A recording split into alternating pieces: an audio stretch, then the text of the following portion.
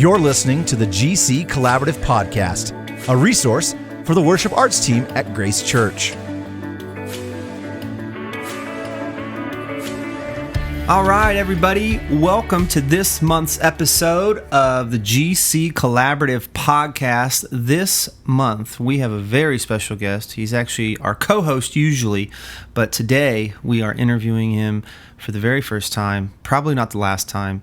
Welcome with me, the only Ben AbuSaada.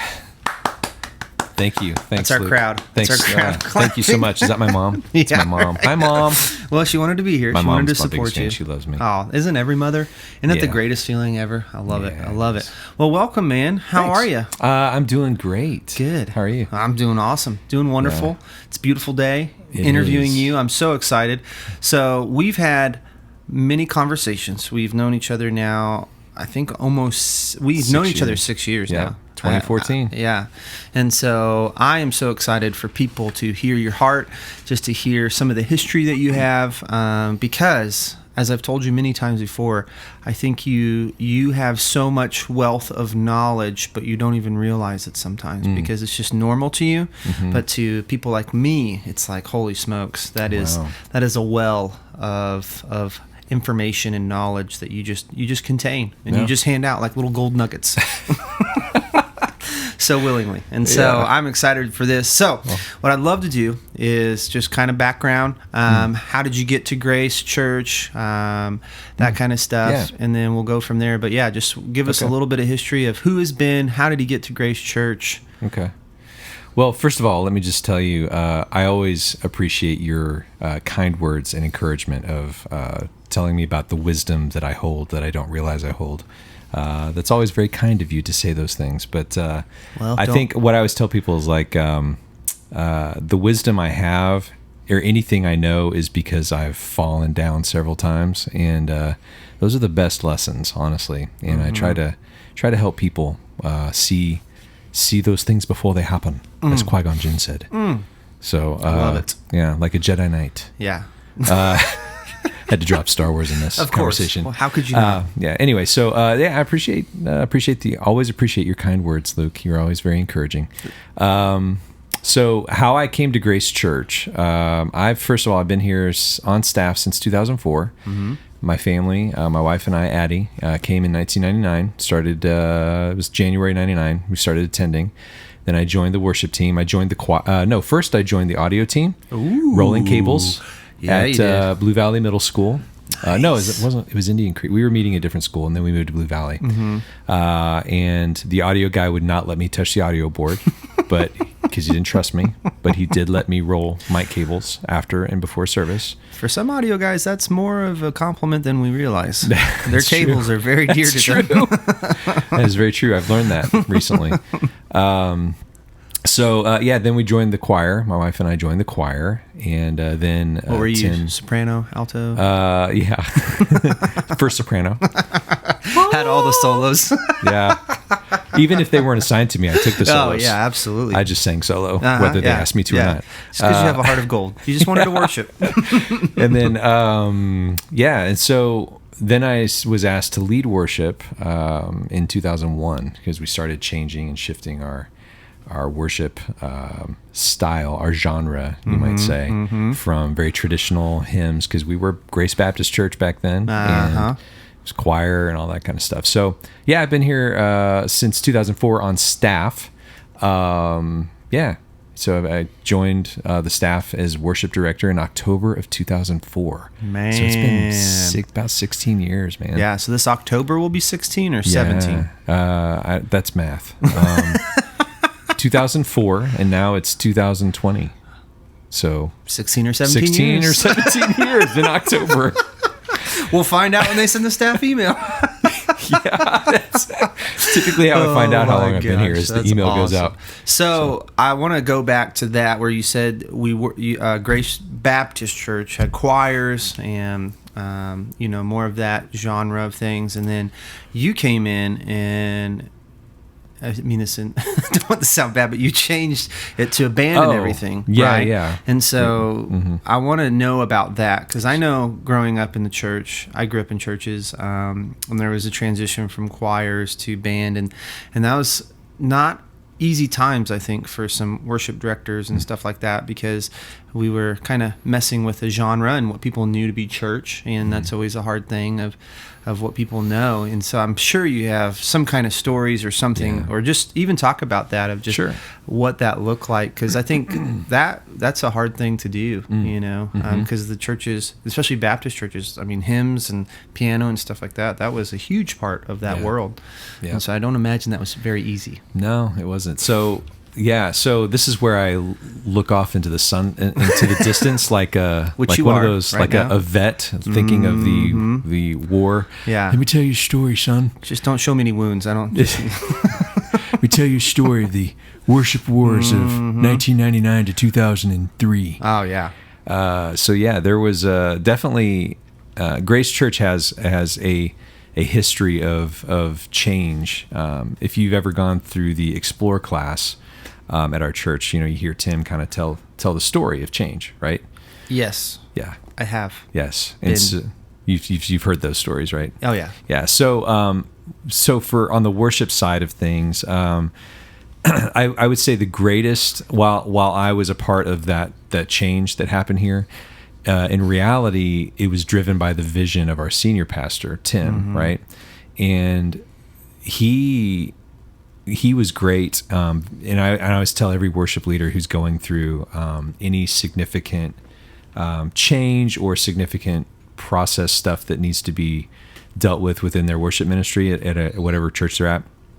The most important factor for a worship leader is that relationship and the dynamic between the senior pastor and you. Yeah. And in reality, I just remember there was I can tell you one story right now. When I was given the latitude and the freedom and the encouragement to start changing our worship from a piano, a choir, and a leader in a suit standing there, you know, with their hand going up and down trying to direct a choir. Yeah. I did have to do that a couple times. Did you? Oh. Can you show the skill? Let me show Nobody's you right going to be able to see this. Up, down. So anyways, so the greatest thing for me during that time was the fact that Tim, he told me one day, he said, if anybody ever gives you a hard time or has conversations with you, tell them to come to me. Yeah. And Tim really took a lot of the arrows for me, because he was really he didn't want me as a worship leader to get defeated and deflated in the midst of trying to build something. Oh, absolutely. So he wanted to really take a lot of those arrows, and he was awesome. Truly was a blessing for me during that time. There was one time we had after church, I remember finishing worship, and I had an elder in our church, older person, came to me and said, "Hey, I'd like to go to lunch with you this week if you're available." And I was like, "Oh my gosh, this guy, he probably wants to encourage me and uplift me." Right. So I meet him for lunch, and I spent 3 hours on the other side of the table just hearing about how demonic the music we were doing was, and how songs that had minor keys were of the devil. That anything that makes your body move in any way is, giving into the flesh. It's manipulating the flesh, and that's not biblical, and it's not godly. Yeah. And then I ended up having to pay the bill. So that's Sounds like that guy had a great day. Oh my gosh. That was my first kind of interaction with people like that within the church body. And so it was very hard because there were times that I was, as a leader, I was ordained in a sense by our leadership, by our pastoral team, to take us to the next place. Yeah. But the people who were the leaders in the church did not like that. Yeah. I would go into the restroom, and there would be a deacon would come in, stand next to me or whatever, would not even acknowledge my presence. Right? Wow, Wouldn't say hi, wouldn't look at me, just ignored me. And, I was viewed as, literally this was said from one of the deacons was, they were letting the devil in the backstage door, to manipulate the church. And how, how old were you? You were probably what, lower 30s, mid 30s? No, I was, let's see, I turned 30 in 04. So, so I was like 28, 27. So I imagine, this might be wrong, but, I would imagine as being, 27, that age, you're kind of trying to figure out things, Yeah. So it's like, hearing that from people who are older than you, considered wiser than you, I'm sure it kind of made you second guess, I would assume, oh my gosh, what are we doing? Yeah.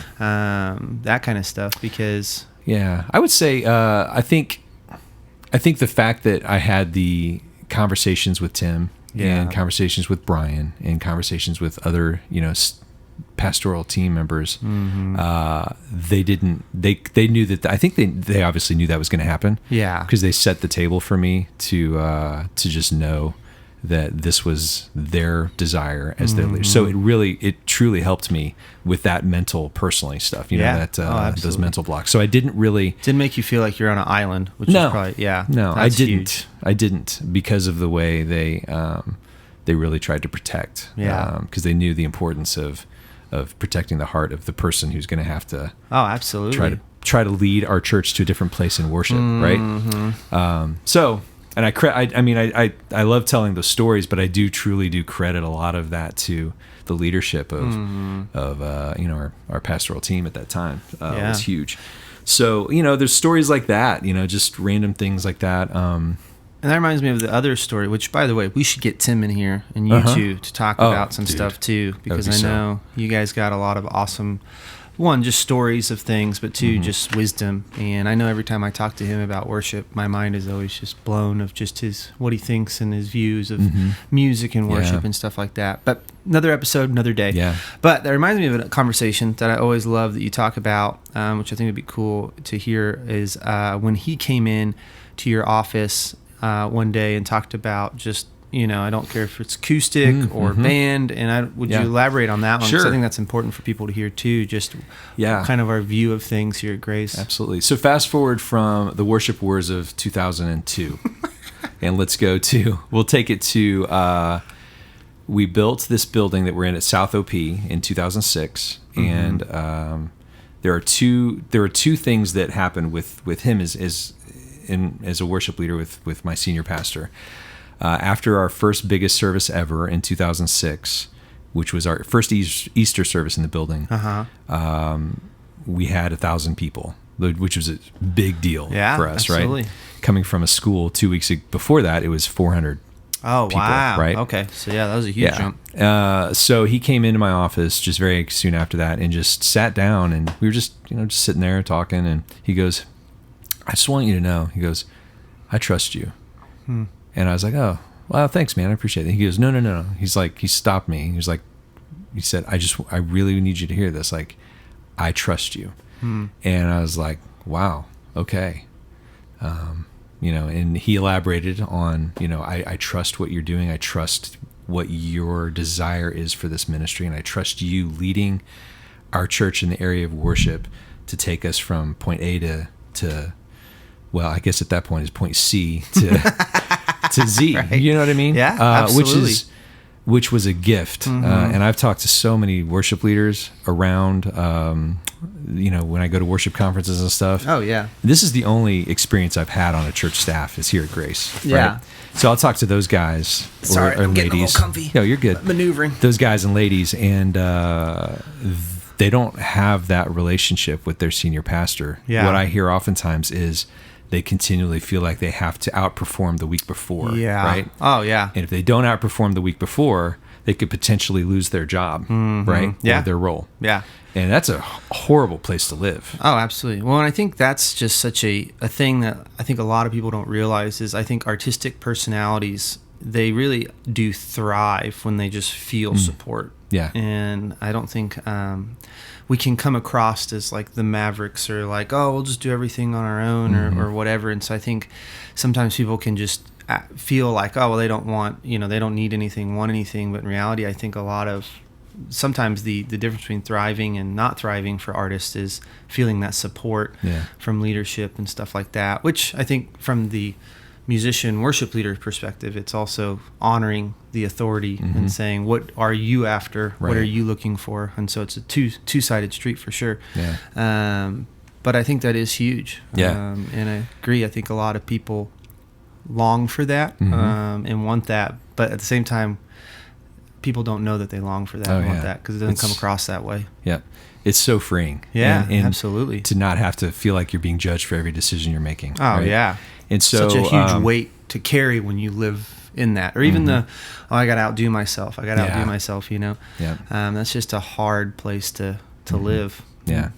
And so, so that was kind of the first thing that kind of, it was the fuel. What he did there, it was like a 5-minute conversation. But that is the thing that gave us the fuel for understanding how we were going to thrive as a ministry, was on that, you know. And so the next event then, which is the one you were talking about a minute ago, was flash to a couple years later. We're building a ministry. You know, we had to transition from a small worship team that was meeting in a school to now, okay, we're in a building and we have to start thinking more like a ministry. Like we were a ministry, but in reality we were a band, right? Yeah, absolutely. And it was everybody's expectation was, I'm going to play this week. I'm going to play every week because we don't. So I had to start shifting the mindset of the people on our team at the time. Was like, all right, we need to think more like we need to invest in other people, get other people involved in the ministry, and let the church start to be the church as we start to grow and people start to want to utilize their gifts and their talents, you know, in worship. So started doing that, and then so that was a battle. I was gonna say, is there anything that comes to mind in those conversations? Because I think that's a hard shift because it's going from we are playing every week to inviting other players in, and that can, you know, just mess with things because you have relational equity in playing, and I think that's a big part in music and art is the relational equity that you have, and then also you're to some level probably inviting newer players in who aren't as skilled, or even they're just not used to playing with that team, which is a disadvantage to some level, and having to learn that. And so is there any advice you have in those conversations of how do you get, you know, because even as a musician, it is that, like, you want it to be the best it can be, sound the best. That's what we're always after, you know, as musicians. And so that's a different mindset of we're going to invite players in to help them grow. And then you have to kind of like lower or something, you know, something lower that this has to be perfect and amazing, or else you're never going to have people grow, I would assume. There's so many factors in that. Like, it is driven by your senior leadership and what their desire is and their understanding of what the weekend is. Like and this is difficult, especially for church plants, because you are pursuing and desiring to create a very attractional weekend experience, right? Because you feel like you got to wow people, right? Yeah. Well, we didn't really have that when we started. We weren't wowing people with our choir and rickety piano. So that wasn't happening. So there's this drive of needing to do things in a way of performance, accelerated performance, right? So during the transition of, you know, getting into a building and going from the school, and we had a good team of people going into the building, but it was a core of like 4 or 5 people. Yeah. So what I started to address was I read somewhere, I think it might have been, I don't know if it was Willow Creek back in the day, but there was this definition of perfection and excellence, right? Yeah. Those are 2 different things, right? So we started driving things based on, are we striving for perfection or are we striving for excellence? Perfection is never attainable. Yeah. You know, if you're just striving to be perfect in your execution, you're going to be dissatisfied all the time. It's never going to be good enough. Yep. If you strive for excellence, that is doing the honorable thing and serving the Lord and worship the best way you can with the skills that you have available to you, then it's going to be excellent. You know, God will be worshiped and people will worship. So we kind of I tried to instill that in our mindset as a team, was that we're not looking for perfection. We're looking for everybody to strive to be as excellent as they can, working on your craft, working on your heart, first of all, and who you are as a follower of Christ, because that's the most important thing. Absolutely. And that was the thing too, is addressing, Yeah. and if your foundation and your relationship with Christ and your view of what the worship ministry is about, if you have that aligned and set correctly, then when other people come into the ministry, you realize it's not my ministry, it's God's. So there's flags for me when I hear people talk. It's, well, this is my ministry, or my ministry is this. My ministry, what I want is this. So, those are flags for me when I have conversations with people that are new to the church. And when I say flags, I just mean it's something I have to be mindful of with this individual, and try to help them understand our heart, which is, this is not yours, this is God's. So if you're not going to play 3 weeks in a row, or you're not going to play for a month, because of whatever's going on, we need you to sit back. They should be fine with that. And if they're not, then they're viewing it as their ministry, not God's. So the story that you were referring to earlier, that that Tim came into my office one time, we had an issue with this thing. So I had to forcefully input that philosophy into some of our team members at the time. When I say input, it means I had to dismiss somebody from our team. Take a needle into the brain and put the vision. That's one right. of those situations. It was painful for them. We've all been there.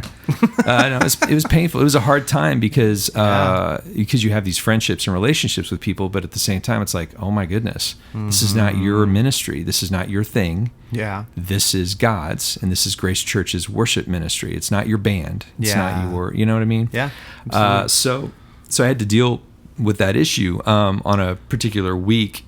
At our rehearsal, I can't even remember why, but I was getting pushback on, I don't know. There are things like the beats per minute of a song, or things like that. I was like, well, I think it needs to be this way. And I'm like, well, I'd like it this way. Yeah. No, I just disagree. I'm like, okay, you can disagree, but this is what I want, absolutely. So Tim, he heard about how that rehearsal went because I told everybody that night. I was just done. I said, if we can't, we will not have a band this weekend. Yeah. And it'll just be me. But in the back of my mind, I'm like, I don't know if that's the right thing to do. Yeah. So I'm saying this. So, I think I recounted the story in a leadership meeting with our pastoral team and just kind of told them what had happened or something. And so Tim came down to me later, and he just came to my office again and just said, hey, I just want you to know, I don't care if there's a band up there. He's like, I don't care if we have the best drummer, the best singer, the best whatever. If their attitude is not one of leading our church in worship, and it's more about them playing their instrument and performing, he goes, I'd rather have you alone on your acoustic guitar leading our church in worship than I would you with the band. Man. An awesome band. Yeah. And hearing that, I'm sure that was another very freeing thing. Oh, yeah. I mean, that was, to me, it was like, okay, I know exactly what's important here at Grace Church. Yeah. Which was a very stunning thing, as you're in a ministry that's growing. It's, you're taking a risk of saying, okay, we're going to not have this major perceived attractional thing. Yeah. And I'm good with that. So it was very freeing as a worship leader to not have to know that I don't have to cater or cave to people whose attitudes are really awful. Yeah, absolutely. Well, and I think even as a musician, as an artist, you, like we talked about before, the feeling of one-upping. I think we always put that pressure on ourselves can put that pressure of, we always got to do more, we got to do better, we always have to bring the best. And not that you're not bringing the best with just an acoustic guitar, but I think once again, it's another freeing weight that's just lifted off of, okay, this is what's truly valued rather than this amazing performance or show or however you want to put it every week, which I'm sure was very freeing. But I want to go back to what you said about this. It's not your ministry, it's God's ministry. And I think that plays such a role into what I've seen at Grace is, and this is what I've always loved about you, is in that I think your mindset's that way. So ever since I've been here, there's been multiple worship leaders. You're not always up there. In fact, I think you, to some level, correct me if I'm wrong, kind of make it a point to not have to be up there all the time. And not only is there other worship leaders up there, but you also have, I think, correct me if I'm wrong, a big desire for just worship leaders to be who they are. And I've seen in conversations you tell people like just be you. Like, we need you to be you. And I think that's such one of my favorite parts about just Grace Church and the ministry here is and what you've done in the last 16 or 17 years, which will be decided in October. Right. But just the openness to say, not only with worship leaders, but styles. I know we've had folk weekends, we've had band weekends, we've had digital weekends, we've had a couple weeks ago, or it might have been a year ago now, I don't even know. But we had a saxophone, acoustic guitar, and piano on the stage. Yeah. And so, but I want to talk just a little bit about that mindset, because I think that's such because that mindset takes risks. You know, it takes risks to have other worship leaders up there and different styles. But I think that's something that's, I believe, is on your heart to have those things. And I'd love for people just to hear about that a little bit. Sure, yeah. So, I mean, the vision of our church is to plant 100 churches in 20 years in some way, whatever fashion those look like, which is a pretty beefy, aggressive goal. So if you're going to have a vision like that as a church, then you are going to have to be willing in every ministry, whatever ministry it is, you're going to have to be willing to surrender the driver's seat so that people can explore their craft, their ability to see, is this a potential? Is there a potential here that this person, is God using this person? Do we need to send them off somewhere? You know what I mean? So there's that aspect. And then there's the aspect of my thing is I have always enjoyed the diversity in the body of Christ. And I think that for our church, it's very important for us to be open to experiencing things differently. Because I think, when people are out there corporately worshiping, they get stuck in a rut. They're not hearing the words anymore. Yeah. Because it's the same song done the same way. Yeah. And, I mean, historically we've been in that rut before, and it was born out of, there's not any other people. There aren't any other people, or you're able to do something different. So I've always desired that. And over the past 6 years or so, we've had probably 10 years really. We've had different worship leaders come through, through our ministry. And I've always been willing to let them heal from whatever experience they had before, and then also to be a part of our worship ministry and utilizing their gifts and their talents. And I love seeing like students, some of the students that we have coming up that you've invested in, Luke, getting up on that stage and leading or playing. So we've always just had that philosophy. And for me, it baffled me one weekend, or it surprised me one weekend. I did have a church member come to me. This was probably 5 years ago, and they said, it's really cool. It's unique or cool to see like you are up there just playing the electric guitar, that you weren't in the center, that you would give that up. And it surprised me, because I'm like, I didn't realize that was really a big deal. Yeah. And I think it is, from what it sounds like for a lot of churches. Yeah. Well, I think that's what one of those things that I think you do naturally that you don't even think about, that like for a lot of people that can be tough. And sometimes I think that's the pressures that they feel or put on themselves. Right. And so, but I think you naturally are just like willing to give up that place to people, to allow them to use their gifts, which I think is what has made really awesome. It's been really awesome. But also I think it's crazy too, and I'm going to brag on you for a little bit, because we did the numbers, I think, after like last year, 2 years ago or something. I can't remember, but it was like 60 plus musicians and stuff had like left the South OP campus to either go to church plants or multi-sites.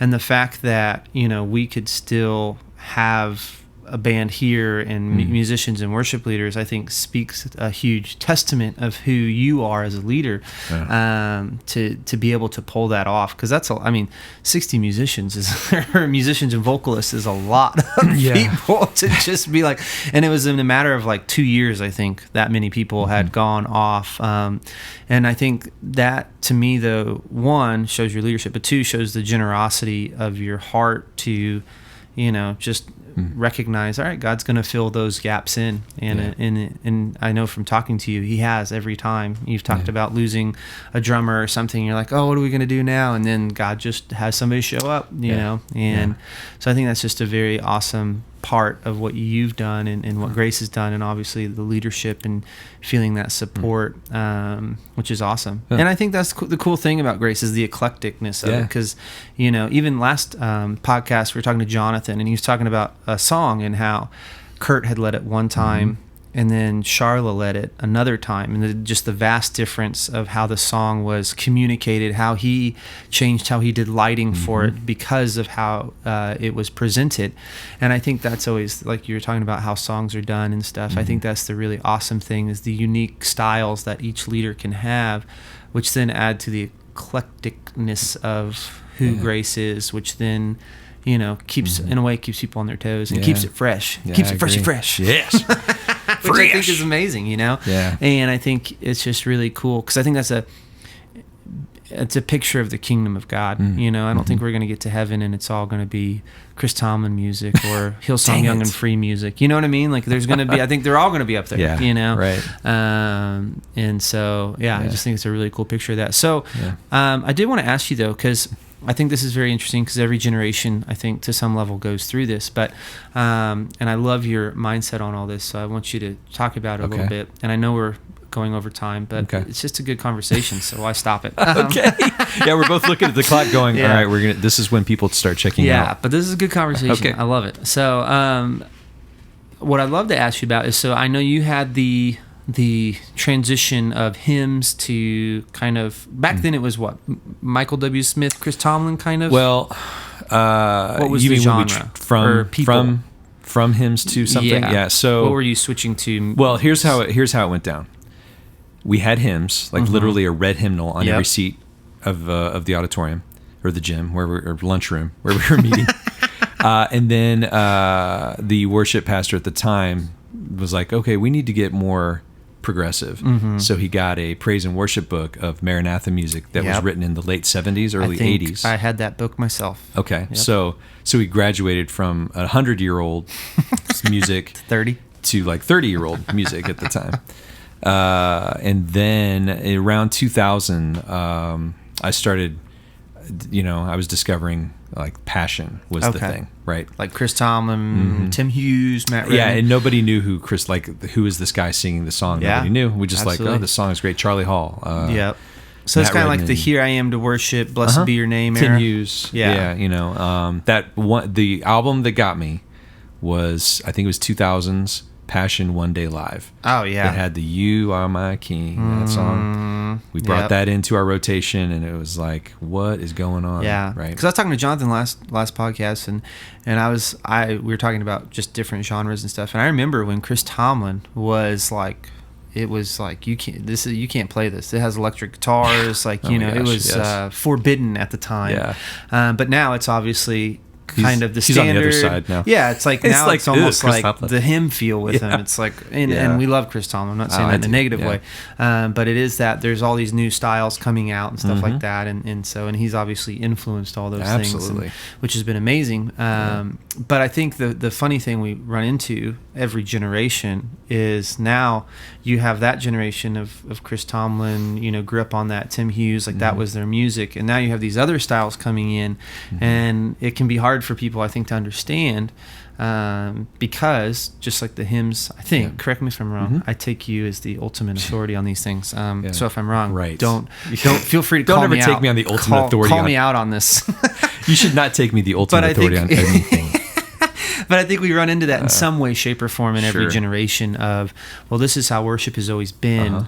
And now we have like the Hillsong Young and Frees. I'm trying to think of other big like youth bands that are kind of out right now, where it's that, in all honesty, it's that digital kind of feel, much more electronic, and bass, and so I think people can be thrown off by that, and even I would argue like the elevation songs and stuff, some people can argue or say like, oh, those aren't worship songs or whatever, but I think we run into that every generation, and so what is your thoughts with just how to talk about those things, how to explore those things, how to accept that we have, like you said, students now. Last night we recorded the weekend service, and we had two teenage students leading who have tons of ideas and tons of thoughts on worship and music and styles, and so obviously they're going to be the next generation that takes what we're doing and taking it even further and blowing our minds, I'm sure, when we're all 80 years old and like, whoa.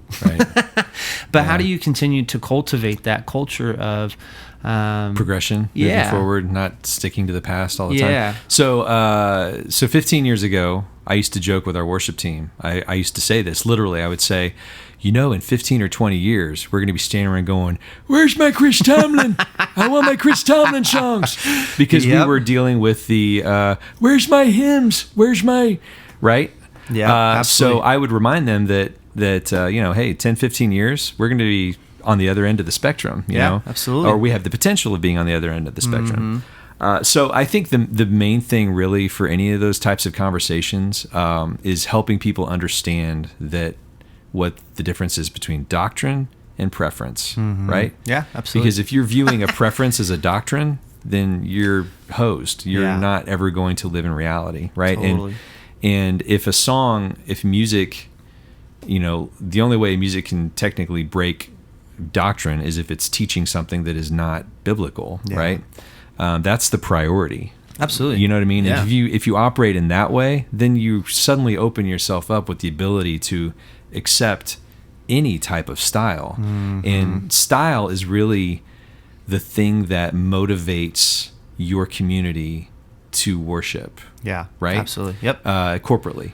And so that's why our philosophy with the different church plants that we have and how we drive our worship ministry, like for North OP, those guys have a different, they have a different community over there than the South OP do.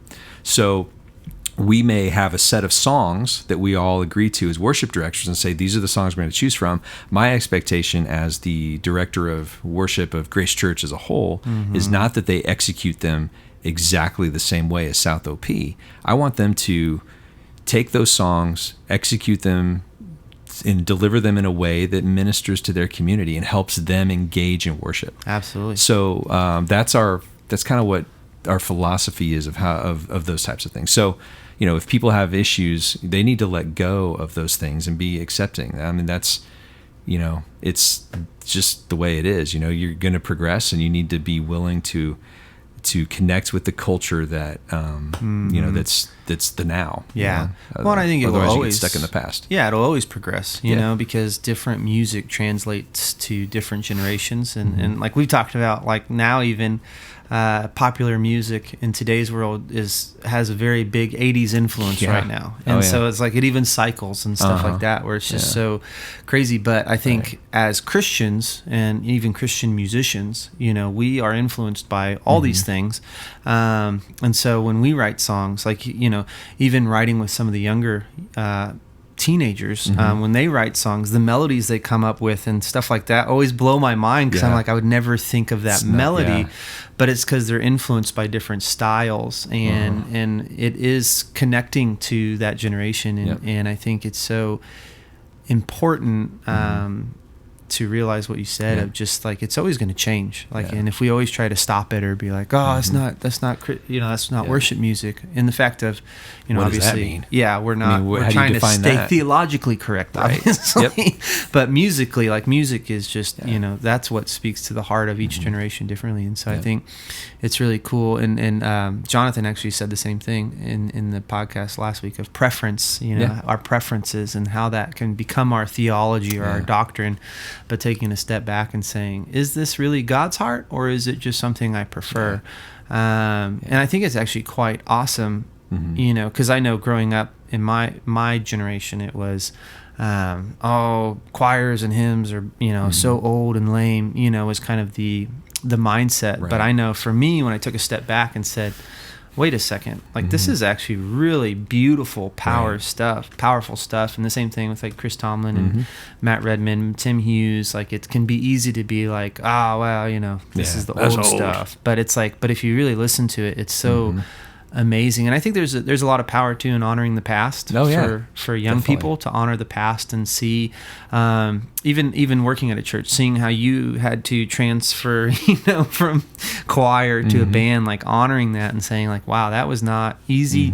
Took a lot of, and I know there will be more battles to fight and more roads to pave for the future. Pretty soon everybody's gonna be wanting choirs and old rickety pianos. Well, to some level, yeah. I mean, there is that again, and people want choirs back, which is awesome. They may want the small experience. Yeah. And I say all that too. I mean, I think you just made a great point of that to be clear too, that encouraging our church to not just like, there are still people in the congregations that desire some of that stuff. And it's not bad for us to go, you know what, I'm going to throw in heart of worship. You know what I mean?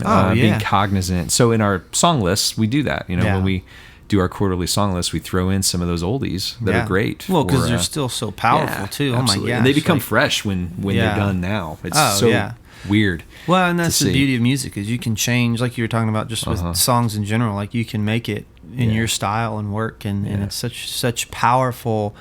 I think that's honestly what breaks my heart sometimes with older songs, when people are like, oh, those songs are just old. And it's like, well, you're thinking of it, being played 20 years ago, like reform it in your mind, and almost, honestly, kind of what they do is like sampling. It's like you can change a song and what it means, even feels, by taking it as an artist and redoing it. And so it's taking those songs and breathing new life into them, which I think can be so powerful in a set or on weekend and stuff like that. So one last thing, just what would you just want to tell, is there anything else? We've talked about a lot, which has been awesome and amazing, but is there anything else that you're speaking to all of the worship, production, film, creative teams right now, just the Heart of Grace Church as the director of worship and communications director? I didn't say that earlier. You are the director of worship, communications director on the pastoral team.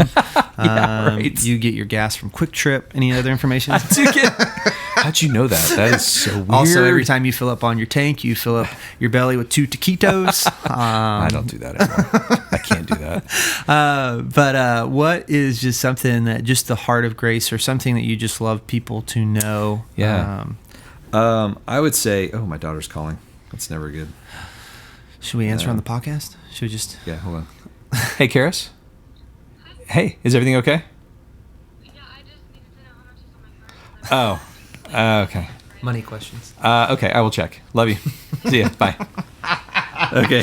Dad moment. So, she's like, hey, she has a spending card. She's like, I just need to know how much money I have on my spending card. 'Cause I'm taking Layla to lunch. Nice. The thing I would say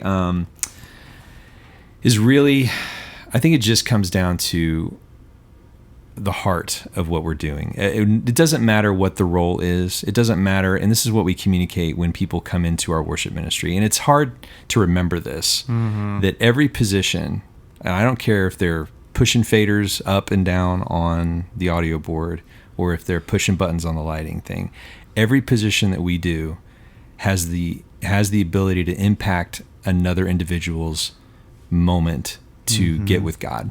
Yeah. If they're plucking notes on a bass guitar or an electric guitar, they are empowering people and influencing people to spend time with God in those 20 to 25 minutes every week, right? People come in, they may have an awful week, but we can, in those short minutes, that short time, have the capability and ability to let God use us, empty ourselves out when we get there every week and go, you know what, Lord, I am your vessel of worship. Yeah. I am yours. Whatever happens this weekend, I just want you to use me. I always picture myself as being this like antenna, right? Like, I don't want me to get in the way. I don't want my skill or my confidence in my talent to get in the way of me pointing people to Christ. Yeah. I want God to just take what I have and use me. So I would just encourage everybody to understand that they play a significant role, no matter where they're at, in assembling something together as a team, which is what God loves to see, is his body, his family do stuff like that, to lead people and point people to Christ every week. And just reminding people that you're significant, you're important, and empty yourselves every week and let God just fill you with His Spirit and be filled with the Spirit and point people to Him. Yeah. So I love it. That's good, man. Yeah. That's really good. And then the very, very last question I ask everybody: social media. Is there anything people follow? Oh. How do we continue to gain such wisdom from the Ben AbuSaada? Anything you'd like to throw out there? People following or anything like that? Any YouTube channels? Maybe. Yeah. Are you on TikToks? I have a TikTok, but I only have one TikTok video. Oh, what is it? Well, you'll have to go see. All right. I don't remember what my TikTok is, honestly. So yeah, social media. I'm just Ben AbuSaada. I'm there on Instagram, Facebook. I rarely turn down a Facebook friend. So you can find me there too. It's funny. I don't think you ever accepted my friendship on Facebook. I said rarely. I didn't say ever. So. Oh my gosh, that's amazing. Yeah. So, I would say, I'm on the social. Ben AbuSaada on Instagram. AbuSaada. Yeah.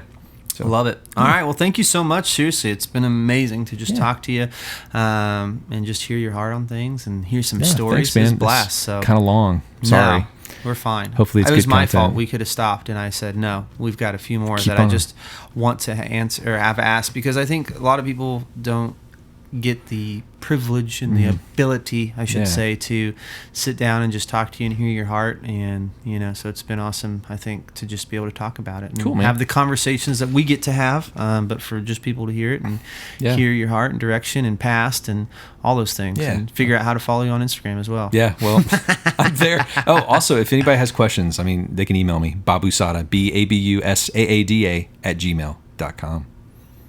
You don't want to give your Grace Church one out? Oh, that was. Oh, sorry. That was my personal one. Don't email me there. You can. BAbuSaada @visitgracechurch.com. Sorry. I'm like, which part of.